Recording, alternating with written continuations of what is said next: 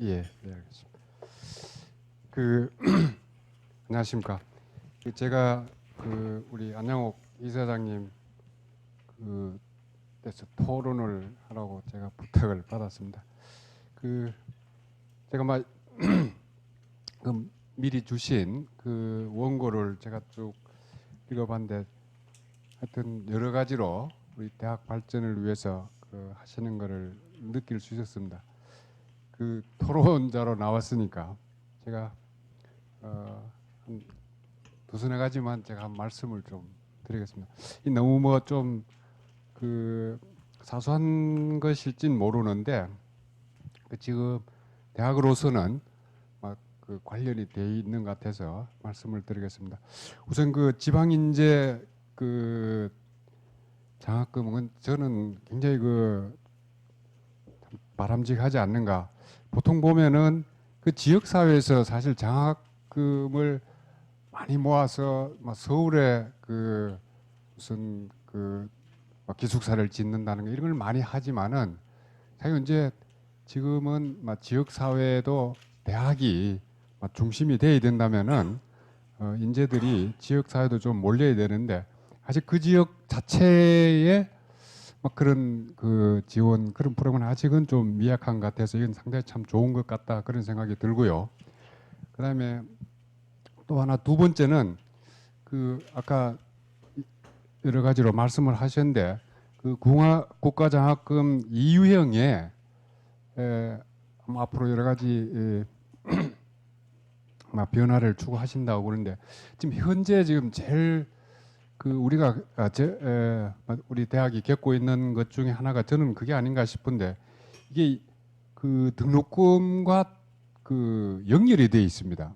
그래서 만약에 초기에 이걸 시작할 때 등록금 대비 장학 비율이 낮았으면은 참 좋은데 이미 많이 지급하고 있는 데는 그렇다고 등록금이 올라가지도 않는 상황에서 이걸 내려줘도 안 되고 하여튼 올려야 된다고 그러니까 등록금 대비 장학금 비율을 그래서 이게 상당히 지금 족쇄로 지금 돼 있는 것 같습니다. 그래서 지금 전국 평균을 보니까 한 장학금 비율이 한 21.3% 같은데 한 이거를 조금 저는 한 20% 이상은 유지하면은 주든지 아니면은 평균 이상이면은 조금 장학금 비율이 줄어들더라도 주는 게 좋지 않을까.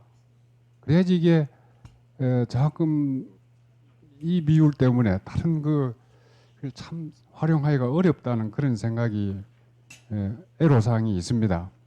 국가장학금 투 유형에.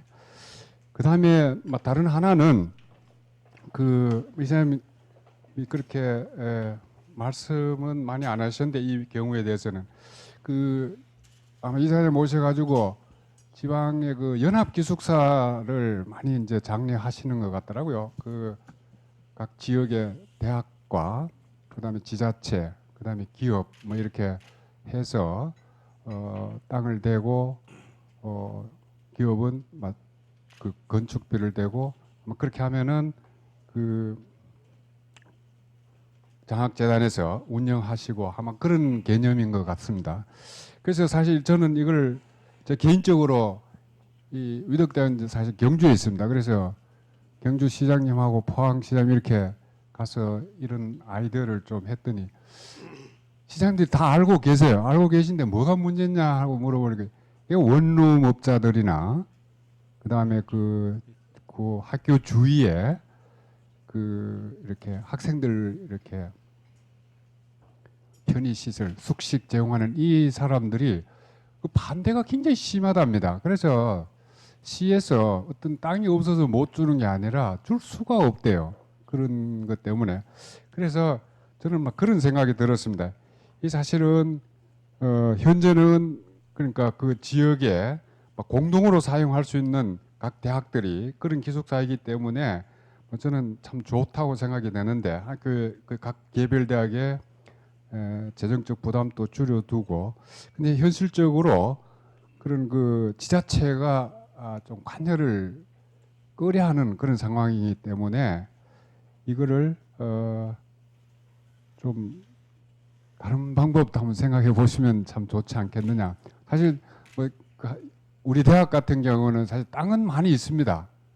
근데 이제 다른 대학하고의 뭐 거리라든가 뭐 충분히 다른 대학 학생들을 위해서 내줄 수도 있지만은 건물을, 그러나 이게 이 연합기숙사의 그 범위는 아직 사실 들어가지는 않습니다. 그래서 이거를 대학이, 제가 그런 느낌이 들어요. 대학이 이제 가서 지자체나 이렇게 기업에 얘기를 해보니까 꼭 어떤 뭐 이기적인 그런 그 대학 그 공공을 위해서 대학의 사익을 취하는 그런 느낌을 준다는 생각이 들어서 이게 현실적으로 좀 그런 문제를 감안해 주시고 한번 연합기숙사에 그것도 조금 해주시면 좋지 않겠나 그런 생각이 들었습니다.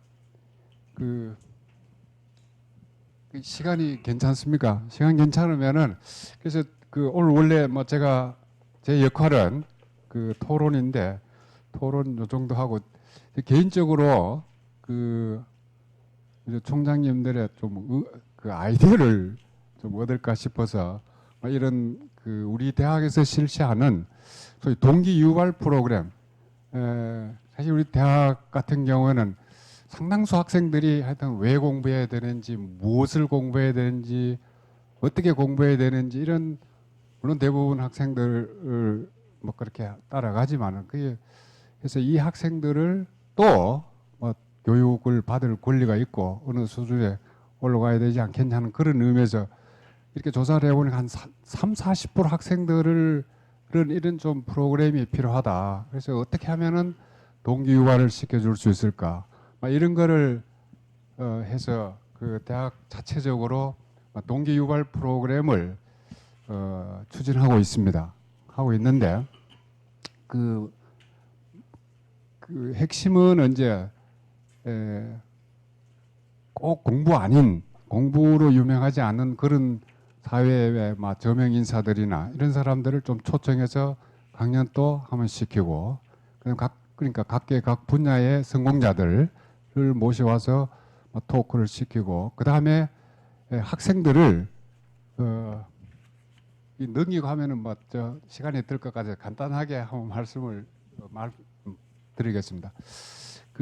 가능하면은 혼자 하는 것보다는 이렇게 팀으로 이렇게 해서 스스로 간단한 임무를 줘서 그거를 수행해 보는 그런 거.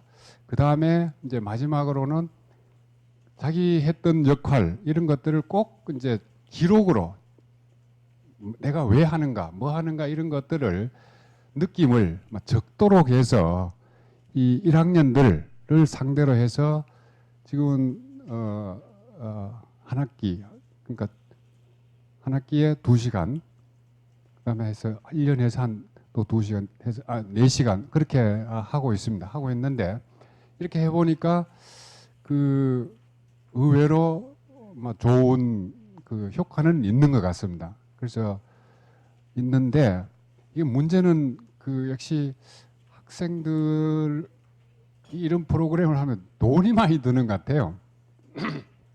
돈이 많이 들고, 그래서 그 다음에 또 이 한 학년을 통째로 하다 보니까 너무 많은 학생들이 좀 우리가 다뤄야 되는, 한 곳에 모아서 다뤄야 되는 그런 문제가 있는 거예요. 그래서 앞으로는 이걸 조금 더 세분화해서 정말 왜 공부해야 되는지 모르는 이런 동기가 필요한 사람, 학생들, 그 다음에 또 정말 공부를 하고 싶은데 학습 능력이 좀 모자라는 이런 학생들, 그 다음에 이제 일반적으로 좀 소위 인격 수양이나 이런 그런 측면에서 네트워크를 형성할 수 있는 이런 협업 이런 거를 할 수 있는, 이렇게 좀 나눠서 해 보면 좋겠다 하는 그런 생각은 들고 있습니다. 그런데 어쨌든 이게 해보니까 사실 돈이 좀 많이 드는 것 같습니다.